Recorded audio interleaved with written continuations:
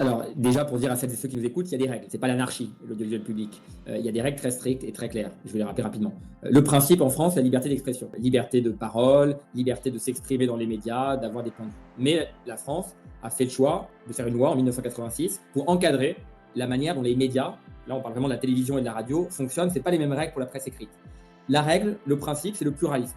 C'est-à-dire que sur les médias, télévision, radio, il doit y avoir une diversité de points de vue. C'est ce qu'on appelle pluralisme interne. C'est-à-dire qu'à l'intérieur de chaque média, il doit y avoir une diversité de points de vue. Ça, c'est une règle qui s'applique à l'audiovisuel public, France Télévisions, Radio France, mais également à l'audiovisuel privé. CNews, BFM, TF1, M6, les chaînes privées. Donc l'ensemble des acteurs audiovisuels doivent respecter ce pluralisme. Et là où vous avez raison, c'est facile à dire, hein, c'est un principe, on l'explique assez simple, diversité de points de vue, mais c'est plus compliqué quand on rentre dans les détails.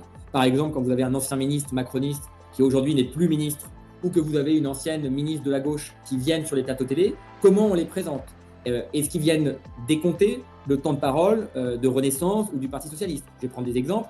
Quand Cécile Duflot s'exprime à la télévision, est-ce qu'elle doit être labellisée, étiquetée comme une ancienne responsable écologiste, une ancienne ministre de la gauche? Quand Dupond-Moretti vient et s'exprime aujourd'hui alors qu'il est plus ministre, est-ce que Éric Dupond-Moretti est considéré comme un acteur politique Renaissance? Donc c'est des questions pas si simples.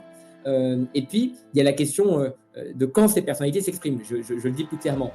La règle, c'est qu'il doit y avoir toute la diversité de points de vue. Mais si vous mettez les gens de gauche à 4 heures du matin, et que vous mettez tous les gens de droite, par exemple sur CNews, à des heures de grandes écoutes, et à l'inverse, sur d'autres médias, que vous mettez tous les intervenants de gauche en prime time et des intervenants de droite à des heures improbables que personne n'écoute, est-ce que vous allez vraiment respecter le pluralisme? Je ne suis pas certain. Et donc ça, c'est un vrai sujet. C'est un sujet qui pose vraiment des questions complexes, qui ne sont pas si simples à résoudre, mais c'est sur ça aussi qu'on travaille, et à la fin, il faudra des propositions très claires sur ce sujet.